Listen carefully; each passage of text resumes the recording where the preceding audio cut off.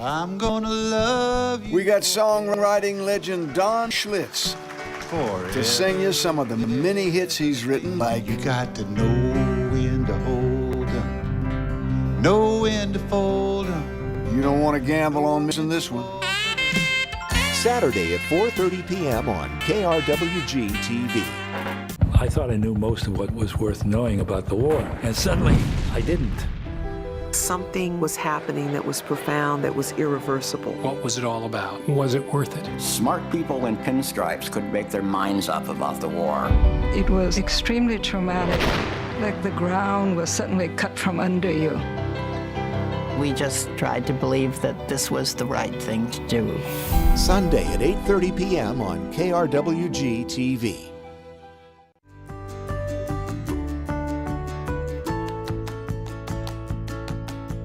I support KRWG because of the programming, not only the radio programming, but the TV programming. Unbiased, informative, essential. Every day I wake up to Morning Edition, I listen to the news. Every afternoon I listen to All Things Considered. I would have to say that those are two of my favorite shows because they provide a really good overview of the news.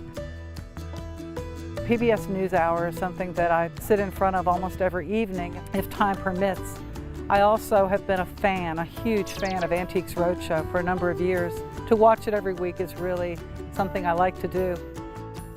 If you'd like to ensure that KRWG is a station that you'll be able to find and watch for years to come, now might be the time to donate.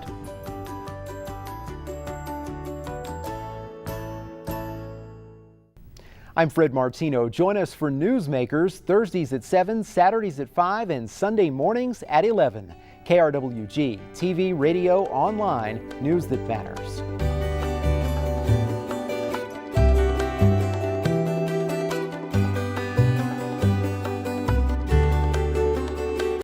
Local support for a portion of today's programming is provided by Wells Fargo. Our support of Aggie students goes beyond just banking.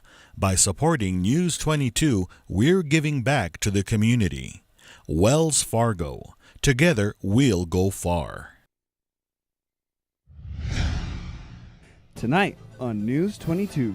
New Mexico's longest-serving senator passes away on the day of his conference. Dreamers stage another protest over President Trump's immigration policies. And after all these years, signs of high wind warnings on the I-10 West. All that and more on NEWS22 Wednesday.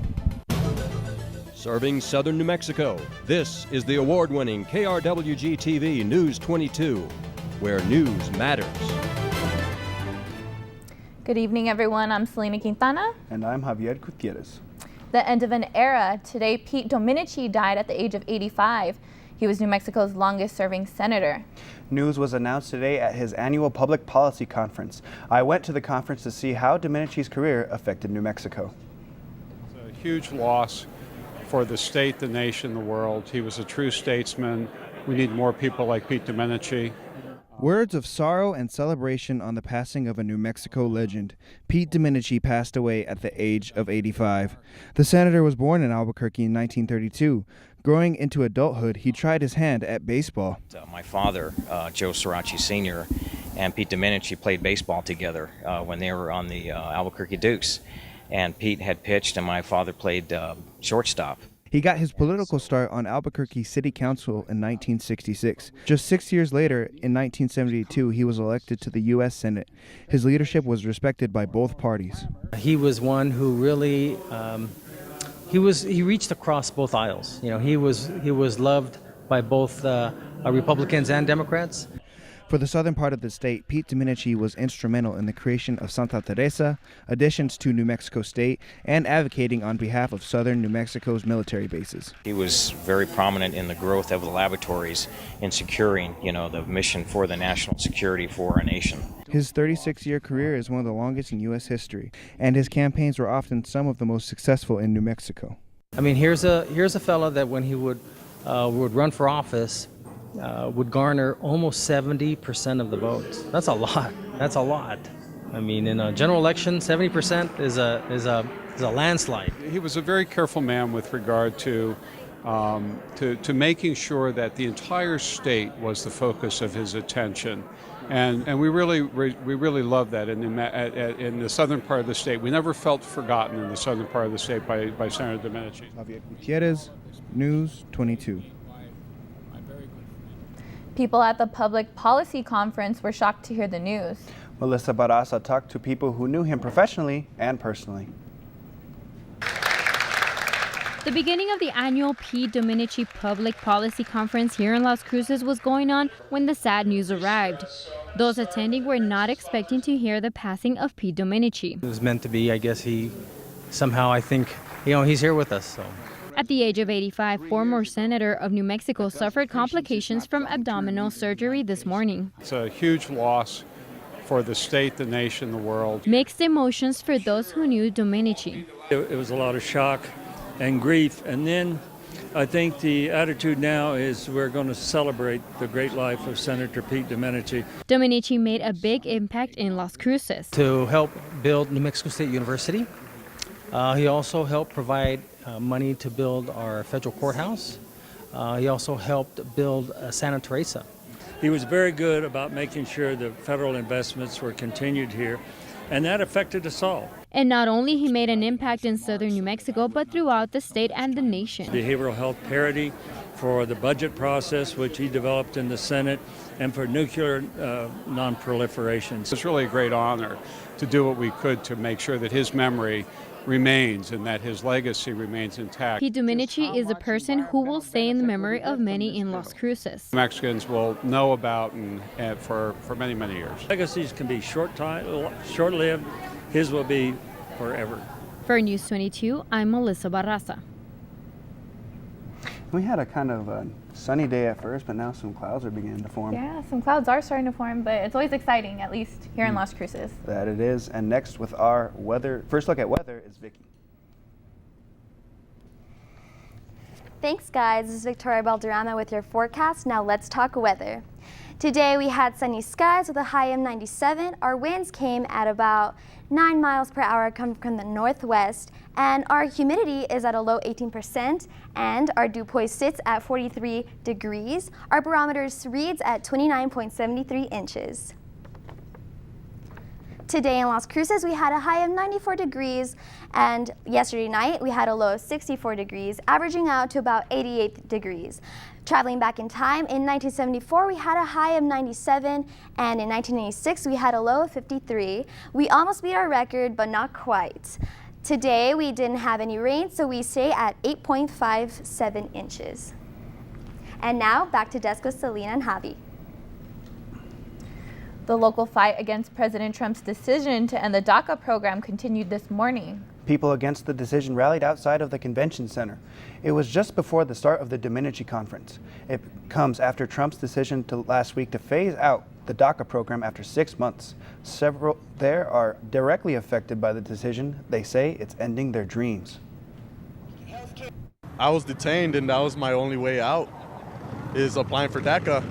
So now that I hear that it's getting taken away, for a lot of us, that's our only option. And our mission is to support CAFE, to support immigrants, not just immigrants, but their families, the dreamers, their cousins, their aunts, their uncles, everybody that touches their lives. I find this very un-American. I'm a veteran. This is not what my country is about. It's not what my Constitution is about.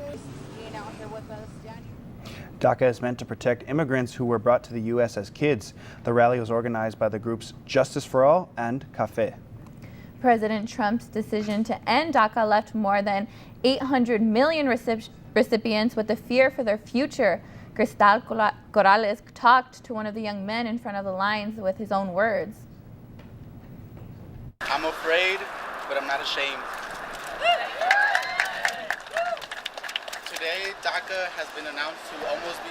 My name is Brandon. I'm 20 years old and I'm an alumni from DACC, a branch from NMSU. I am a dreamer, and I've been in America for almost my entire life. I came here when I was 2 years old. Well, I found out DACA when I was about to graduate high school. One of the counselors told me about it, and That's when I got my hopes up, because now I saw that there was a way out of being illegal and actually starting to work legally and being legal in this country. I applied when I graduated in 2015, and then a year later in 2016 is when they approved it and I was able to receive it. Now that it is officially going to be terminated, my motivation is almost completely gone. It's like there's no more path anymore, like I'm just supposed to go hide again, or like I'm on pause, my life is on pause. We need you to tell your stories. I was brought here over the bridge. I remember that. However, I remember that my mother also tried to cross the border through the mountains when she was pregnant of me, and she almost died herself, and I almost died myself, because in the mountains the train passes by, and she told me this story where the train was passing by and there was rocks on the rail, so when the train passed over it, it sounded like shots. So she got really scared, so she started running. My mother had told me when I was in 4th grade, because we were gonna go to a field trip as a class, and that field trip was passing the checkpoints, and since I did not have my documents or anything to allow me to pass the checkpoints, I wasn't allowed to go to that. During that time, from 4th grade all the way into senior year, it did feel like I was, taken apart from the community, and I had to hide. There's only one professor that knows that I am a dreamer, so she's a little bit more considerate. He was telling me, well, Ms. Kernan, I don't know, I'm choosing these classes, but I'm not too sure what's gonna happen. As a student, I would hate to lose him because I see his passion and I see his drive, and he really loves architecture. I am simply trying to become an architect. That is the only thing that I want to do. I want to be able to have my own job and be able to provide to my family like a normal person would do. And we want to make a correction at the beginning of the story. We said 800 million were affected by DACA. That number is actually 800,000. Well, Brandon and Dreamers hope Congress will step in and restore DACA. A business on Idaho Street in Las Cruces is now open, and the owner is not sure what will happen next. The DEA, with assistance from the Las Cruces Police Department, conducted several raids of smoke shops in the city, and Fat Glass was one of them. Fat Glass is a smoke shop that sells water pipes, e-cigarettes, and other smoking accessories. DEA confiscated glass merchandise. Another smoke shop called Sick West on South Solano Drive was raided not long after Fat Glass. Details on the shop's raids have not been released. A spokesperson says the investigation is ongoing. Stay tuned. Vicki will be back to take a look at your national forecast. And later, Aggies all around campus are learning of different ways to stay healthy this week. More on that when News 22 continues.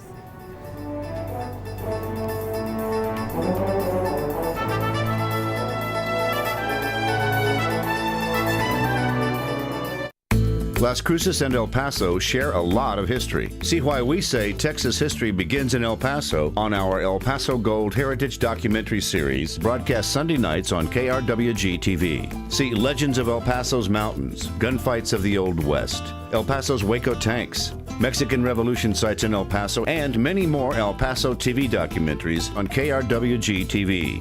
Sunday at 10:30 p.m. on KRWG TV.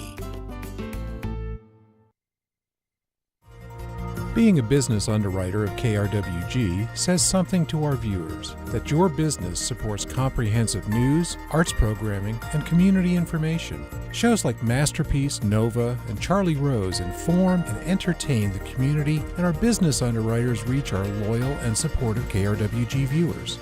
For information on becoming a KRWG underwriter, please call Marcus Royo at 646-5709. And thank you. Welcome back. You're watching News 22 Wednesday. Where news matters. The New Mexico Department of Health Disease Prevention is packing up after a successful day at NMSU. They were on campus providing free STD testing in an event called Get Yourself Tested. It recognizes the fact that STDs are largely prevalent in young adults ranging from the ages of 16 to 26. They say they test almost about 400 people a year at NMSU. The Health Disease Prevention Supervisor, Merced Jasso, says the best advice to NMSU students is to get tested. To get tested. Don't be afraid. A lot of people won't test because they're afraid to know their status. I say it's really important to know your status.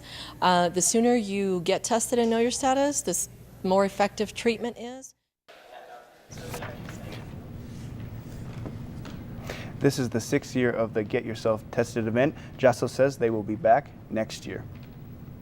Mental health in New Mexico is the lowest it's been in recent years.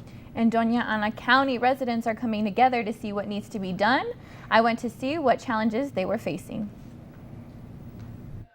I'm into mental health. That was the slogan for the convention of National Alliance for Mental Illnesses. It was a chance to educate Las Cruces officials on dealing with the mental health issues. We're trying to share information with the public about what they can do to be supportive if they have a friend or a family member that they think might be suffering from a mental health condition or they know is in treatment. So what can we do to help them? The biggest concern was the lack of mental health care providers for New Mexico. In 2013, funding for New Mexico's 15 behavioral service providers was stopped when the governor accused them of fraud. All those providers went out of business. Then there was a sharp increase in suicide and criminal cases involving mental health patients.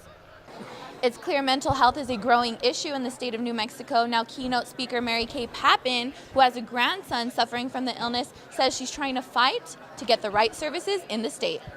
It's been a very poisonous situation, I think, for our people in the state. The suicides have gone up. You know, we have a lot of things that have been tragic that are happening for us here in this state of New Mexico. We need to repair the system.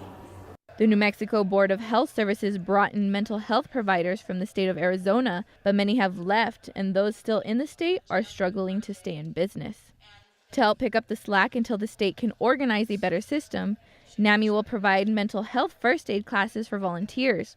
The classes are scheduled throughout the months of October and November. New Mexico Senators Martin Heinrich and Tom Udall are getting behind Bernie Sanders' Medicare for All bill. Udall announced yesterday that he will sign as a co-sponsor to Sanders' Medicare for All legislation. It would ensure every American would have access to comprehensive health insurance regardless of income or employment status.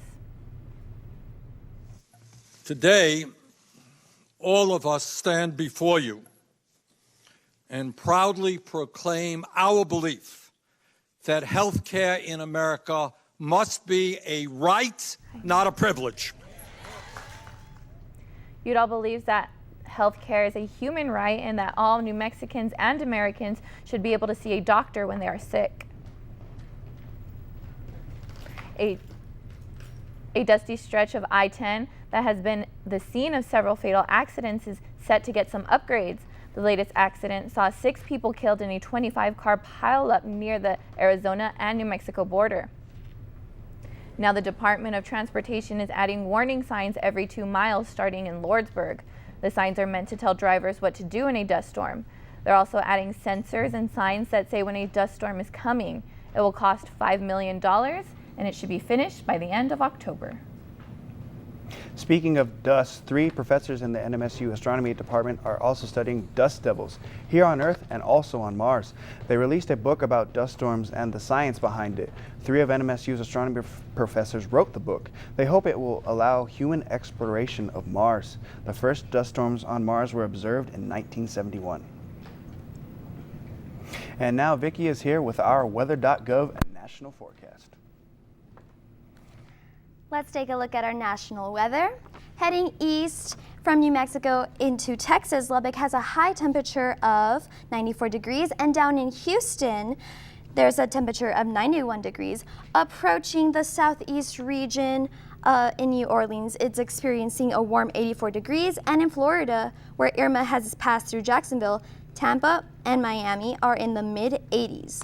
In our next map, Hurricane Jose, is making a looping path in the Atlantic with wind speeds at 75 miles per hour and is currently moving 3 miles per hour towards the Bahamas. And in our next map, this newly posted update shows Hurricane Jose's path curling north. And by this time next week, it will potentially move closer to the U.S.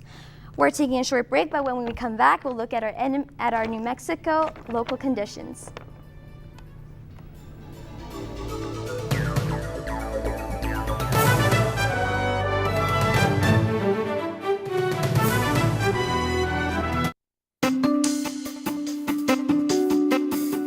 All Things Considered, weekday afternoons from 4 to 7 on 90.7 FM and streaming live on krwg.org. A masterpiece mystery. There's a lot of misunderstanding when it comes to atomic energy. We will have justice, an eye for an eye. You are going on a journey. Death waits at the end. Endeavor, the season finale on Masterpiece Mystery. Thursday at 8 p.m. on KRWG TV. Smoldering, explosive, and intense, Ballet Hispanico transports us to a dazzling world of Latin-flavored dance. From a stylish, modern take on Bizet's Carmen to the intoxicating showcase of Club Havana. Lincoln Center at the Movies presents Ballet Hispanico.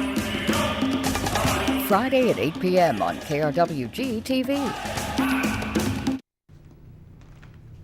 Welcome back. Now we're going to take a look at our New Mexico temperatures.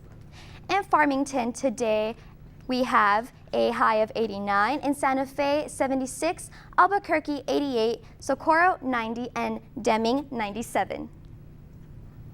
For tomorrow, Farmington will have a high of 79, Gallup 78, Socorro 90, Ruidoso 82, Las Cruces 95, and Deming 97.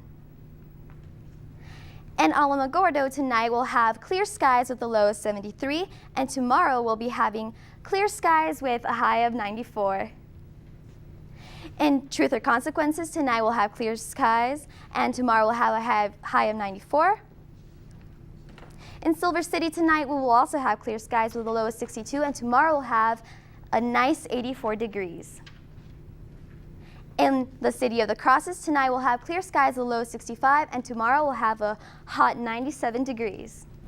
And now, back to desk. A man in Texas is in custody after admitting he killed his wife. That's the first story in tonight's Southwest Minute.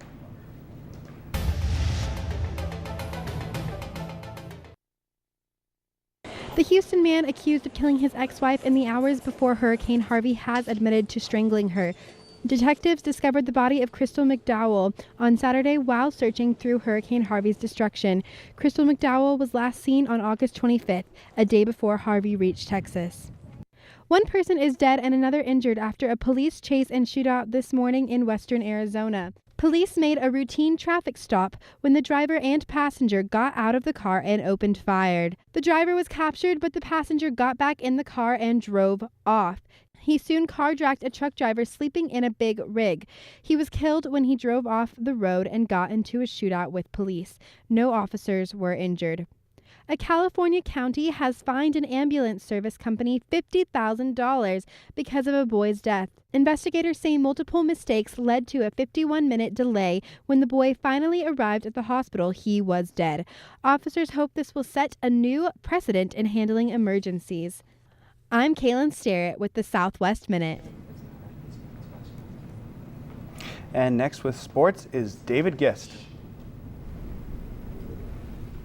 Thanks, guys. And coming up in sports today, we're going to be talking about the New Mexico State football game. We're opening our home series, and we're playing Troy. We'll also be talking about the Cleveland Indians win streak, the U.S.-Mexico soccer game that will be held in El Paso this weekend, and we'll have a tease of the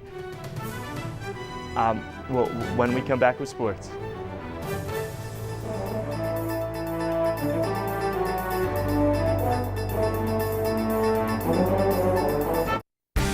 This month in Passport, your on-demand library of the best of PBS. Your situation could do no end of damage to his calling. This is a double murder investigation. You best have proof.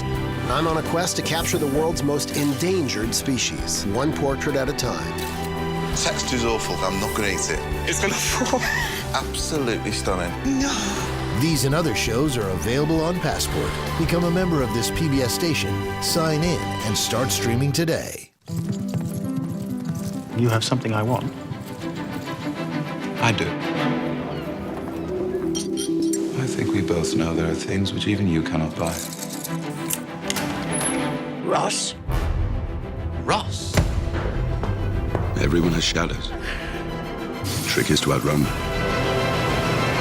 He's coming sooner than we think. This October on KRWG TV.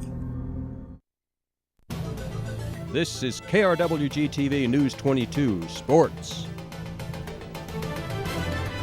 Welcome back. I'm Dave Guest, bringing you the best with News 22 Sports. The New Mexico State football team is preparing for their home opener this Saturday against the Troy Trojans. Last year, Troy beat the Aggies 52-6, so head coach Doug Martin is well aware of what Troy is capable of on the field. They're probably one of the more talented teams in the Sun Belt. A lot of people picked them. I know coaching-wise, thought that they'd be the team to beat in the Sun Belt this year, and I'd say that's exactly right. Tremendous football team. So, again, we're going to have our work cut out for us. We're going to have to play at our very best to even be in this game. The last 2 years, it hasn't even been close, and so we've got a lot of work to do this week and going to play a great game Saturday. And these receivers, they're all so good, and, you know, they can all be utilized in different ways, and, you know, I'm just taking what the defense giving me, and they're making the right routes, running the, you know, being where they're supposed to be, so I think that's what that is, really. Nothing. Today, the International Olympic Committee announced that the Olympic Games will be held in Paris in 2024 and in Los Angeles in 2028. Thomas Bach, the president of the International Olympic Committee, calls it a golden opportunity to award 2 games simultaneously. This will be the 3rd time Los Angeles will play host and the first since 1984. This is a win-win-win situation for Paris, Los Angeles, and the entire Olympic movement, President of IOC Thomas Bach said. The United States men's national soccer team will be playing in El Paso against Mexico on September 17th at the El Paso County Coliseum. The upcoming game is part of their Texas tour as they are preparing for the World Mini Football Federation World Cup, which is hosted by Tunisia in October. The last time these two teams met was back in June, and it ended in a draw, 1-1. The Cleveland Indians have accomplished the longest winning streak in American League history by now winning 21 games in a row. It was earlier this afternoon that they beat the Tigers 5-3 to break the record. The previous record was held by the Oakland Athletics when they won 20 games in a row back in 2002. During the win streak, the Indians have surpassed the Houston Astros for the best record in the American League, and they are looking to ride the momentum deep into October. And that's all for sports tonight. Join us for more sports action tomorrow. Still ahead on News 22, Selena will be back to take a look at your 5-day forecast. But first, Dogs in Las Cruces were able to have a beautiful weekend. More on that when News 22 continues.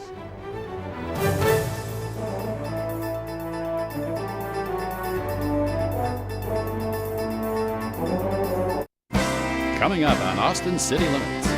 I'm going out on the highway, listening to them big trucks whine.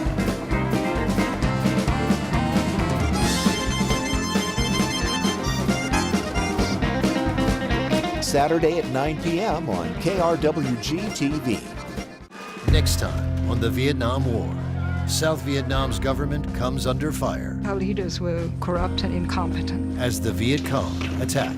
They demonstrated that you could resist the Americans and win. When the Vietnam War continues. Monday at 8:30 p.m. on KRWG TV.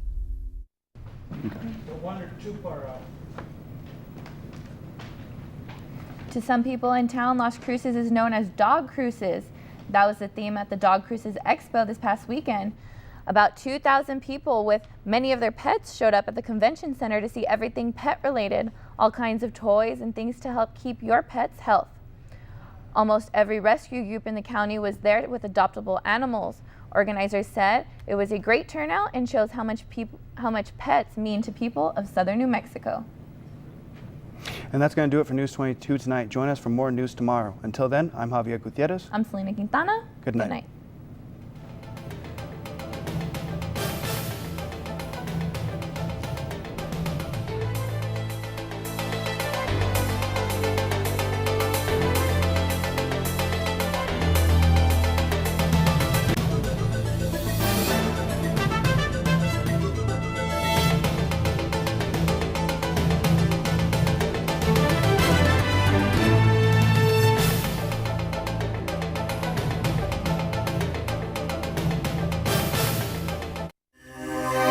This news brief en español is brought to you by Noticias22, Spanish language news for southern New Mexico and West Texas.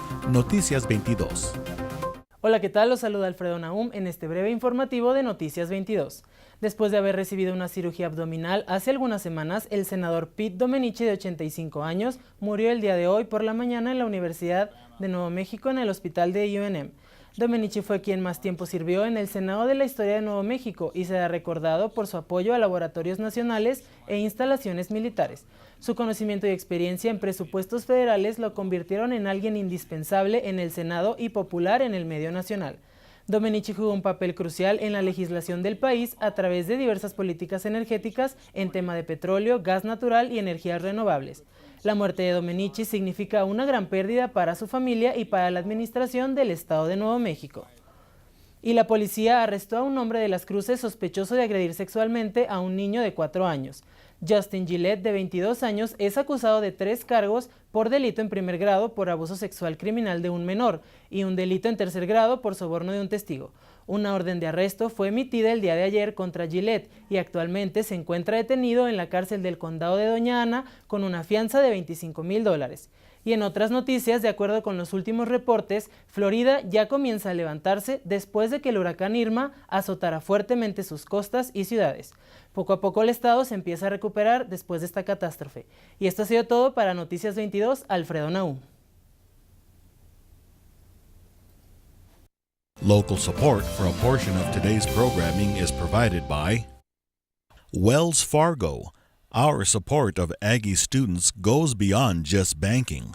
By supporting NEWS22, we're giving back to the community. Wells Fargo. Together, we'll go far. Las Cruces